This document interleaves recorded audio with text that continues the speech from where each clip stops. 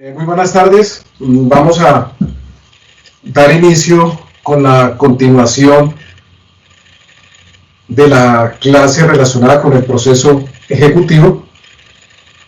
En la clase anterior habíamos quedado en algunos aspectos relacionados con el avalúo de bienes. Sin embargo, hoy voy a retomar el tema para hacer una síntesis de lo que hablé hoy hace 8 días. Estamos desarrollando y vamos a desarrollar el proceso ejecutivo cuando hay oposición. Voy a hacer un resumen ejecutivo. Se inicia con la presentación de la demanda, viene a continuación el mandamiento de pago, consumación y perfeccionamiento de medidas cautelares, notificación del mandamiento de pago, traslado de 10 días para que el ejecutado ejerza el derecho a la contradicción y en este caso formule y propone excepciones de mérito. Vencido este traslado de 10 días, se surten otro traslado de 10 días al favor del ejecutante para que se pronuncie y se manifieste en relación con las excepciones de mérito propuestas por el ejecutado y pida y aporte pruebas. Finalizado ese traslado, viene a continuación fecha y hora que fija, auto que fija fecha y hora para la audiencia inicial. Agotadas las distintas etapas de la audiencia inicial, se fijará fecha y hora para la audiencia de instrucción y fallo y allí se dictará sentencia. Tratándose de procesos ejecutivos de mínima cuantía, se programará una audiencia única y se apelará a la audiencia del artículo 392, que es la audiencia prevista para el proceso verbal sumario, y en tratándose de proceso ejecutivo de menor y mayor cuantía, el juez puede optar por realizar las dos audiencias, la inicial y la de instrucción de fallo, o si bien lo tiene, tomará una decisión y hará una audiencia única en la cual integrará los contenidos de la audiencia inicial y la audiencia de instrucción y fallo, y en ese evento pues el auto que fija fecha y hora para esa audiencia única decretará pruebas. Como ustedes lo pueden observar allí y lo mencionamos en su momento, las audiencias típicas del proceso verbal y verbal sumario se insertan, se trasladan y se incorporan a la estructura del proceso ejecutivo, tanto de mínima cuantía, de menor y de mayor cuantía. Ejecutoría de la sentencia que ordena seguir adelante con la ejecución, es decir, aquella que ordena el remate, el avalúo de bienes, ordena practicar la liquidación del crédito, condena en costas y ordena su liquidación, encontrándose en firme ese auto, o mejor, sí, encontrándose en firme esa providencia, que es un fallo, es la sentencia judicial, pero también es válido decir un auto interlocutorio en tratándose de la situación de hipótesis número 2, que es cuando el ejecutado guarda silencio, no propone excepciones de ninguna naturaleza, de tal manera que allí lo que se profiere, en lugar de proferir una sentencia, se profiere una providencia interlocutoria que igualmente ordena el remate, el avalúo, ordenará practicar la liquidación del crédito, condenará en costas y ordenará su liquidación. De tal manera que en alguno de estos dos eventos, sea que se trate de una providencia interlocutoria o bien sea una sentencia judicial, habrá que estar en firme ejecutoriada para poder avanzar a las siguientes etapas del proceso de ejecución. Había mencionado en la clase anterior que se pueden adelantar, o mejor, a continuación se pueden adelantar paralelamente 3 actuaciones procesales, cada una de manera independiente porque cada una tiene efectos y consecuencias jurídico-procesales diferentes. Se puede adelantar el avalúo de bienes, la liquidación del crédito y la liquidación de las costas. Para el avalúo de bienes mencionamos que se tiene que estar en firme esa providencia correspondiente, para lo cual cualquiera de las partes, ya sea ejecutante o ejecutado, y el acreedor que embargó remanentes podrán presentar el avalúo de los bienes objeto del remate, para lo cual disponen de un término de 20 días contado a partir de la ejecutoria de esa sentencia, dentro del cual podrán presentar los avalúos correspondientes. Habíamos dicho quiénes estaban legitimados y cuál es la oportunidad procesal, es decir, cualquiera de las dos partes, el acreedor que embargó remanentes y el término 20 días a partir de la firmeza de la providencia correspondiente que ordena finalmente el remate y el avalúo de bienes. Adicionalmente, vencidos esos 20 días, se le tendrá que surtir traslado a las otras partes a través de un auto, corre traslado por 10 días para que la otra parte o las otras partes se manifiesten o hagan observaciones u objeciones frente a esos avalúos. Quien no haya presentado el avalúo dentro de los 20 días iniciales podrá hacerlo dentro de estos 10 días, en cuyo evento, previo traslado a las otras partes, por 3 días, el juez tomará una decisión allá a través de una providencia interlocutoria, aprobando el avalúo de los bienes con fundamento y con base en los distintos dictámenes periciales aportados. He venido diciendo que las partes tendrán que apelar y contratar directamente un dictamen pericial, apoyándose en una persona jurídica, una persona natural especializada finalmente en el tema. Igualmente es importante mencionar allí que hay unas reglas que hay que tener en cuenta para el avalúo de bienes. Si es un bien inmueble, el valor de ese bien inmueble, o mejor, el avalúo de ese bien inmueble será el valor del avalúo catastral más un 50%, salvo que considere que no es el método idóneo para establecer su valor, su precio. Sencillamente con el avalúo catastral aportará un dictamen pericial obtenido bajo las reglas generales, es decir, contratando un dictamen pericial directamente con una persona natural o jurídica especializada en el tema. En tratándose de vehículos automotores, el valor del bien será el fijado oficialmente para calcular el impuesto de rodamiento. Igualmente, si los interesados consideran que ese no es el mecanismo idóneo para establecer el valor de esos vehículos automotores, sencillamente apelarán a las reglas generales, contratando un dictamen pericial para aportarlo. También podrán apoyarse para determinar el valor del vehículo automotor en una publicación, en una revista especializada, aportando la página informal de la misma en la cual aparezca registrado o consignado el valor del bien que va a ser objeto finalmente del remate.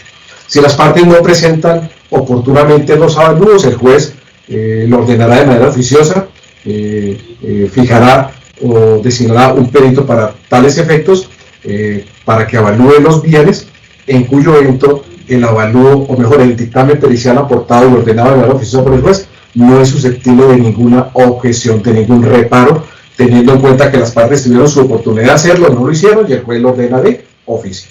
De todas maneras, si lo que es objeto de avalúo es un bien inmueble y un vehículo automotor, el juez tendrá en cuenta las reglas o las pautas señaladas por el legislador para tales efectos. Cuando se trate de bienes muebles de naturaleza semejante, se podrán evaluar por grupos con el fin de facilitar la licitación, y adicionalmente también, en tratándose de bienes inmuebles, cualquiera de las partes podrá solicitar la división en lotes de ese bien inmueble, para la cual tendrán que apoyarse en un dictamen pericial que dictamine que ese bien sí es objeto de división material y que es también objeto de división jurídica, y sin que se afecte su valor ni su destinación. Igualmente ese perito tendrá que fijar el valor de los lotes en que se divida ese bien inmueble, y el juez, previo traslado, finalmente ordenará o autorizará la división en lotes de ese bien inmueble. Igualmente, el demandante podrá prescindir del avalúo y del remate de bienes si lo que es objeto de medidas cautelares es un inmueble, se refiere a semovientes, mercancías, bienes depositados en bodegas como mercancías, si es objeto de cautelas, cosechas pendientes o futuras, si es objeto de cautelas un almacén, un establecimiento de comercio, una empresa industrial, comercial, agraria o de otra naturaleza, para tales efectos que el ejecutante considera que se puede satisfacer y pagar el crédito y las costas con el producto de la administración de esos bienes, previa consignación que haga el secuestre en la cuenta de depósitos judiciales de los dineros correspondientes obtenidos como producto de la administración de esos bienes. Hay que tener en cuenta allí entonces, finalmente, estas reglas que se tienen que tener en cuenta y presentes para el avalúo de los bienes. Ya me había referido a ellos en la clase anterior, simplemente hice rápidamente un recorrido ejecutivo para nuevamente ubicarnos en contexto.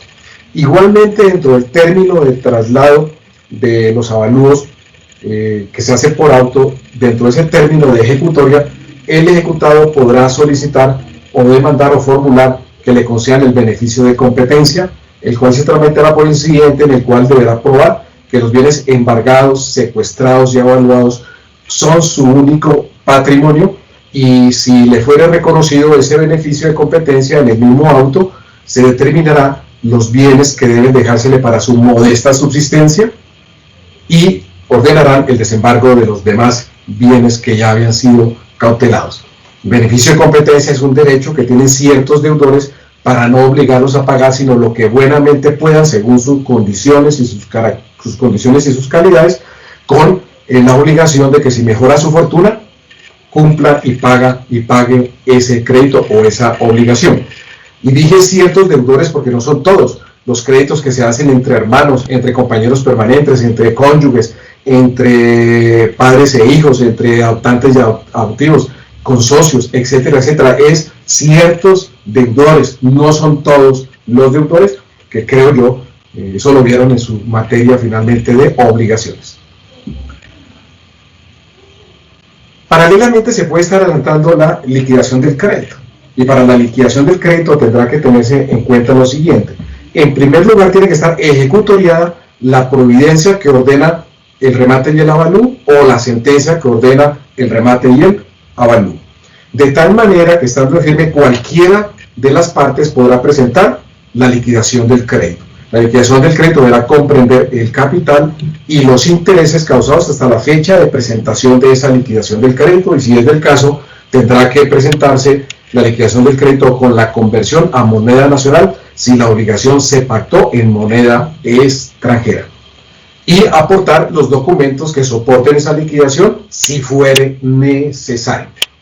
Presentar la liquidación por cualquiera de las partes o por ambos, se tendrá que surtir el traslado a la parte contraria por 3 días para que analicen esa liquidación del crédito, presenten las observaciones o las objeciones o los reproches a que haya lugar. Para que se pueda tramitar un reproche o una objeción a la liquidación del crédito, el que lo haga deberá presentar una liquidación alternativa en la que se puntualicen y se concreten y se determinen los errores puntuales que se le atribuyen a esa liquidación.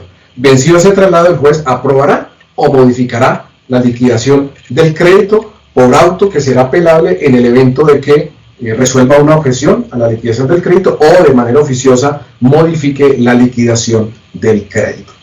Ese mismo trámite se utilizará y se aplicará cuando haya la necesidad de presentar una actualización del crédito, para lo cual, si se actualizará el crédito, se tomará como base la última liquidación que se haya presentado y que se encuentre en firme, es decir, cuya aprobación se encuentre en firme.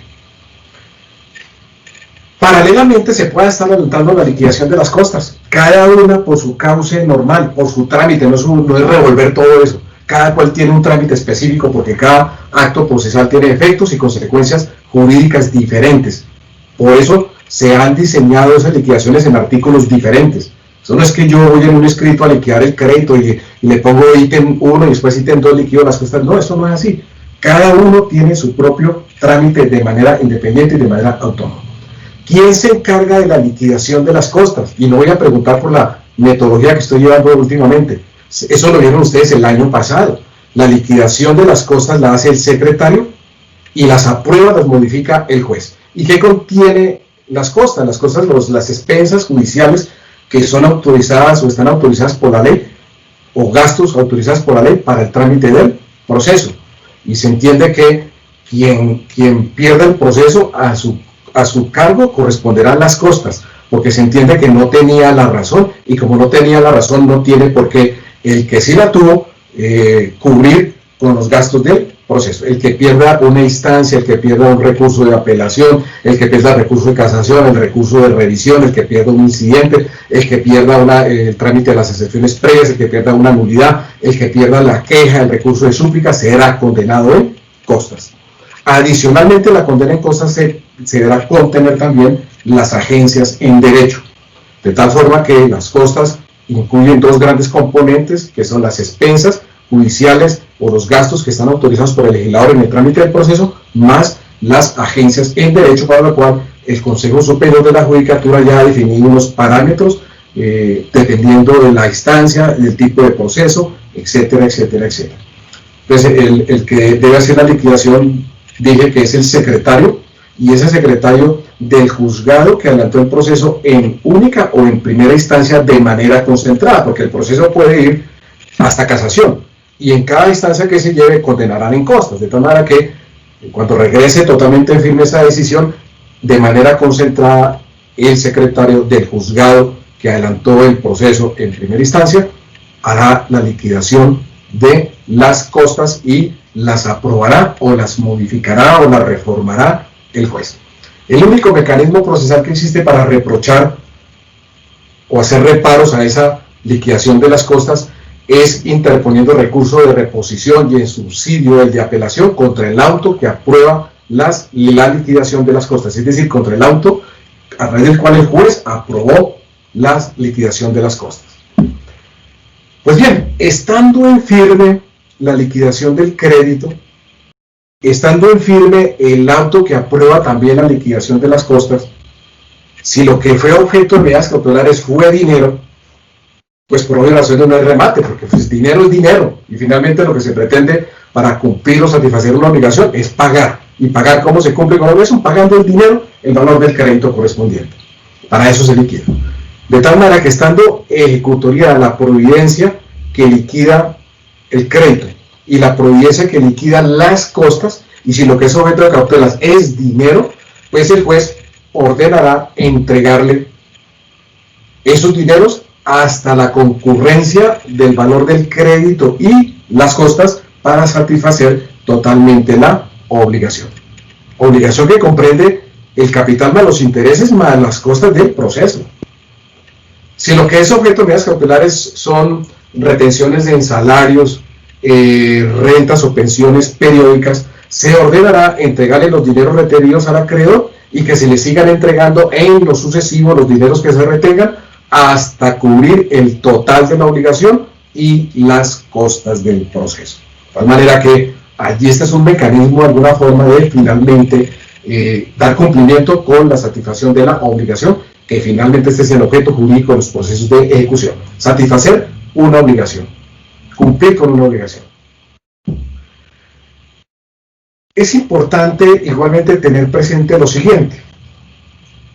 Puede ser objeto de medidas cautelares derechos sociales, o como dice el código, interés social. Cuando se dice la expresión interés social, no nos estamos refiriendo a intereses que generan los dineros, no. Nos estamos refiriendo a los derechos sociales que una persona puede tener en una sociedad anónima, en una sociedad en comandita por acciones, una sociedad colectiva de responsabilidad limitada, cualquier tipo de sociedad de personas.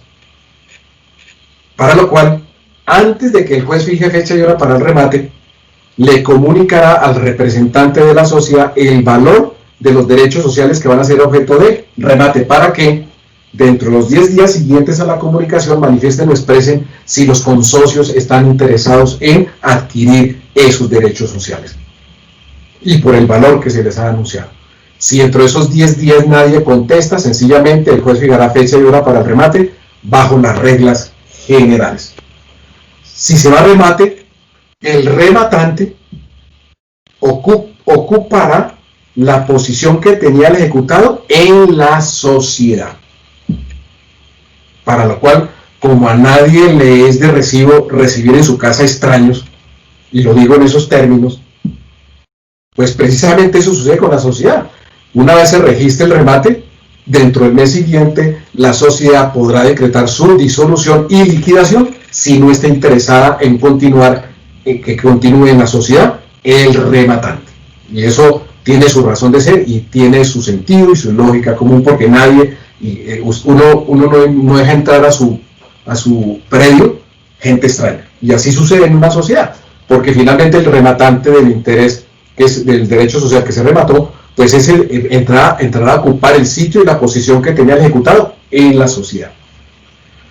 De otro lado, si dentro de esos 10 días el representante contesta que sí hay consocios que desean adquirir esos derechos sociales, pues sencillamente cuando responda tendrá que consignar el valor de esos derechos sociales en la cuenta de depósitos judiciales a órdenes del juzgado y informar los nombres de los consocios que han optado o han determinado voluntariamente adquirir esos derechos sociales. Pero también puede ser objeto de cautelas títulos inscritos en las bolsas de valores. Si están cautelados títulos que están inscritos en las bolsas de valores, por solicitud de cualquiera de las partes, antes de que se fije fecha y hora para el remate y después de que esté liquidado el crédito, podrán solicitarle al juez que esos títulos que están inscritos en las bolsas de valores sean enajenados directamente por las bolsas autorizadas para tales efectos. Si estamos hablando de títulos nominativos, como ustedes ya vieron, derecho comercial, pues los títulos nominativos, la empresa emisora del título tiene que tener una base de datos para el registro de esos títulos nominativos que va emitiendo, para lo cual, para someterse a la venta, tendrá que haberse inscrito previamente el embargo en la base de datos de la empresa emisora del título nominativo. Si no está inscrito el embargo, pues no se podrá sacar a la venta esos títulos de valores. Si pasan 15 días y finalmente la bolsa de valores no ha podido enajenar esos bienes, el juez tendrá que fijar fecha y hora para el remate de esos títulos bajo las reglas generales, a menos que los interesados, que en este caso son las partes en el proceso ejecutivo, manifiesten y le expresen al juez que insisten y es de su interés que esos títulos se enajenen por conducto de las bolsas de valores y tendrán la autoridad, y así lo dispone la ley. Ellos podrán fijar el término máximo dentro del cual conceden esa oportunidad a la bolsa de valores para efectos de que enajenen ellos directamente esos títulos que están inscritos en esa bolsa de valores respectiva. Pues bien, entonces, resumen ejecutivo, viene la sentencia que ordena el remate, el avalúo, la liquidación del crédito, condena en costas y su liquidación. Vienen los trámites para el avalúo de los bienes, los trámites para la liquidación del crédito, los trámites para la liquidación de las costas. Si lo que es ahorita cautela el dinero, con base en firme de esos autos que aprueban esas liquidaciones, como son valores, finalmente ordenarán entregarle esos dineros al acreedor hasta la concurrencia del crédito y las costas como tal. Igualmente hay que tener en cuenta si lo que es objeto de cautela son derechos sociales y si lo que es objeto de cautela también son títulos inscritos en bolsas de valores. ¿Qué autoridades están encargadas de hacer el remate de bienes? En primer lugar, el que debe hacer el remate pues es el juez de conocimiento, por regla general. Sin embargo, se podrá comisionar para el remate al juez del lugar donde se encuentren los bienes objeto del remate. Es decir, a través de despacho.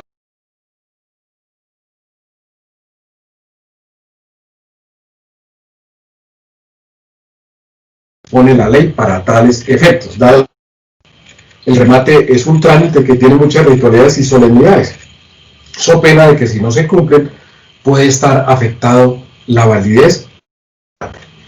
El comisionado está facultado para recibir los títulos de los postores, así como también los títulos de los saldos de consignación a cargo del rematante, así como también el título relativo al pago del impuesto correspondiente. Si el remate se llevó a cabo por comisionado, pues comisionado, el rematante no consigna el saldo, sencillamente el comitente hará, o mejor, dejará constancia en la misma acta de la diligencia de la audiencia de remate, remitirá el despacho comisorio debidamente diligenciado al comitente y para que resuelva lo que en derecho corresponda. Adicionalmente, por solicitud interesado en el remate, el ejecutante podrá comisionarse a las notarías, podrá comisionarse a los centros de conciliación, se podrá comisionar a los centros de arbitraje, a las cámaras de comercio, a los martillos legalmente autorizados. Las expensas, los gastos de administración que se generen ante estas entidades serán cubiertos y sufragados por quien solicitó el remate. No serán reembolsables, ni mucho menos, o mejor, tampoco serán tenidos en cuenta para la liquidación de costas del proceso.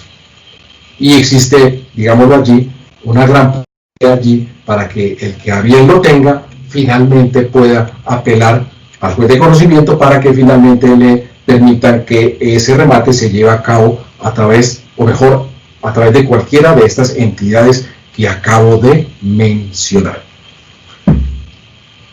La etapa siguiente que el juez deberá fijar: fecha y hora para el remate. Para que el juez pueda fijar fecha y hora para el remate, deberá observar que se cumplen unos requisitos o presupuestos que ya ha establecido el legislador. Esos requisitos o presupuestos los puedo resumir de la siguiente manera. En primer lugar, debe estar ejecutoriada la providencia que ordenó el rebate y el avalúo de bienes, liquidación del crédito, condena en costas y su liquidación. Debe estar en firme. Porque si no está en firme, no podemos rematar mientras no esté definido eso. Que rematen y el superior revoque, pues eso tiene lógica, tiene sentido común, y en eso fue sabio el legislador. Tiene que encontrarse firme finalmente allí esa providencia correspondiente.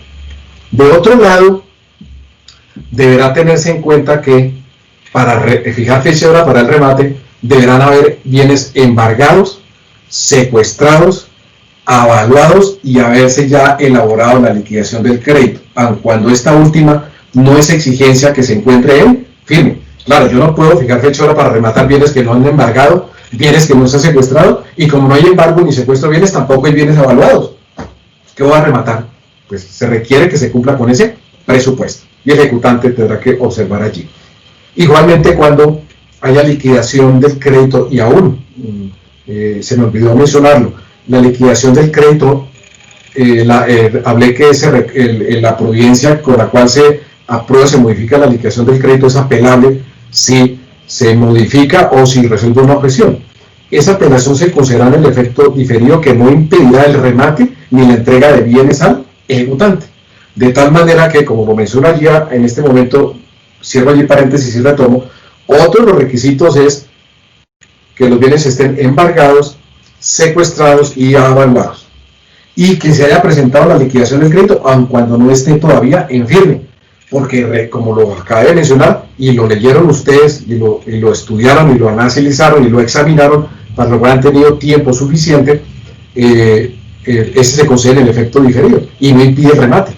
En ese evento, cualquiera de las dos partes, ejecutante o ejecutante, en ese momento podrá pedir el remate. Lo que quiere decir, claro, que por regla general el que pide el remate o que se fije fecha o remate, pues es el ejecutante. Muy rara vez y muy excepcionalmente, pues el ejecutado va a decir que me rematen los bienes, pero tiene esa posibilidad adicional.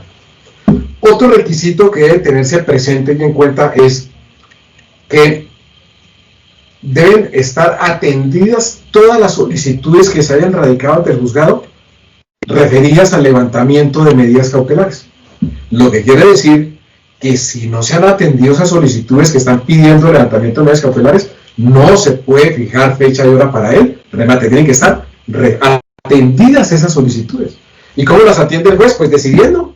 ¿Y cómo se decide el juez o cómo se comunica el juez con las partes? Pues a través de providencias. A través de un auto le va a decir a las partes finalmente si decreto el levantamiento de medidas cautelares o decreto la reducción de un embargo o declaro que un bien es inembargable. ¿A través de qué lo hace? A través de una providencia interlocutora que se notifica. De tal manera que, además de haberse atendido las solicitudes relacionadas con el levantamiento de medidas cautelares, deberán además estar resueltos todos los recursos que se hayan interpuesto contra la providencia que atendió esas solicitudes.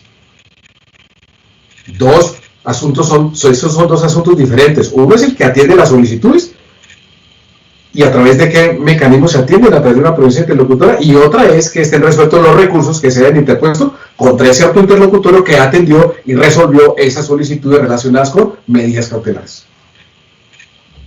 Otro requisito a tenerse en cuenta allí para efectos de fijar fecha y hora para el remate es que se haya citado al acreedor hipotecario o al acreedor prendario, si es del caso. No sean todos, pero si es del caso, habrá que citarlo para que haga valer sus derechos en ese proceso o en otro proceso.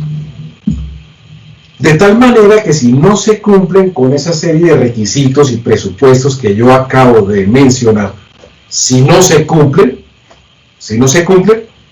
sencillamente no se puede fijar fecha y hora para la diligencia de remate que involucre o que comprenda bienes que están todavía en discusión si sobre las medidas cautelares quedan en firme o no, porque precisamente se podrá levantar un embargo y un secuestro, o declarar que un bien es inembargable, o que finalmente el juez ordena reducción de embargos, porque tiene esa posibilidad de hacerlo. Y hasta tanto no esté eso seguro, no esté firme, pues mal haría fijar fecha y hora para el remate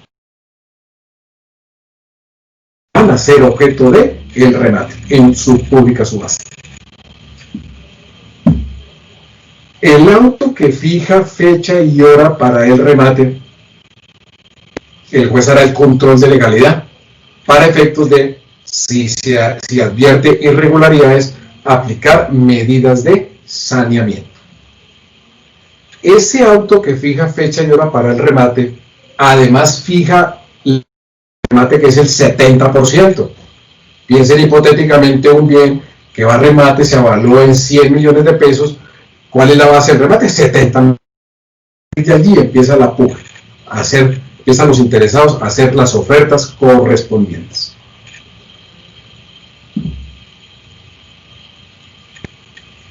El auto que fija fecha y hora también para remate, una vez quede ejecutoriado, quede en firme, porque ese auto que fija fecha y hora para remate también puede ser objeto de reproche por los interesados por alguna circunstancia. Una vez que esté en firme y ejecutoriado, a partir de ese momento no se podrá ninguna de las partes recusar ni al juez ni recusar al secretario. Cualquier solicitud que se presente con posterioridad a su ejecutoria serán devueltas, serán regresadas. Entonces, hasta este momento, ¿qué he hablado? Trámite del avalúo de los bienes, trámite de la liquidación del crédito, trámite de la liquidación de las costas, entrega de dineros para satisfacer el valor del crédito y las costas si lo que es objeto de cautela es dinero. Hablé y desarrollé también que si lo que es objeto de cautela son derechos sociales, habrá que primero invitarlos a la misma sociedad qué socios desean adquirir esos derechos sociales para evitarse ir precisamente a remate. Ya lo mencioné, qué sucede allí, pero también puede ser objeto de remate o ser también objeto de cautelas de títulos que están inscritos en bolsas de valores, en cuyo evento lo primero que debe hacerse antes de fijar fecha y hora para el remate y por solicitud de cualquier interesado es que esos títulos se enajenen directamente por las bolsas de valores. Igualmente mencioné que para el remate se puede, por regla general, hará el juez de conocimiento. De manera excepcional y a través de despacho comisario podrá hacerla el juez del lugar donde se encuentren los bienes, ya sea por solicitud de los interesados, para la cual el comisionado tendrá que observar y que se cumplan todas las ritualidades y todas las formalidades señaladas por la ley para el remate, con la facultad de recibir los títulos de los postores para ser admitidos como postores y también recibir los títulos del pago del saldo del precio del remate, así como también del impuesto correspondiente. Y entonces hablé de la fecha y hora para el remate, vamos en esa etapa, mencioné cuáles son los requisitos o presupuestos que hay que advertir y que hay que tener en cuenta para que el juez pueda fijar fecha y hora para el remate, porque si no se cumplen esos requisitos, sencilla y llanamente no se podrá fijar fecha y hora para el remate. El auto que fija fecha y hora para el remate fijará la base del remate, que es el 70%. Ejecutoriado de ese auto, no se aceptará ninguna recusación contra el juez ni contra el secretario. Y igualmente, cuando se profiere ese auto, se aprovechará por parte del juez para hacer el control de legalidad, para advertir si se presentan irregularidades que puedan afectar la validez del remate. Vamos a hacer una pausa activa 10 minutos y en 10 minutos nos volvemos a regresar y nos conectamos nuevamente. 10 minutos, pausa activa, así que párense, caminen, tómense un tinto, recarguen energías y agua en la cara para que se despierten. Continuamos en 10 minutos.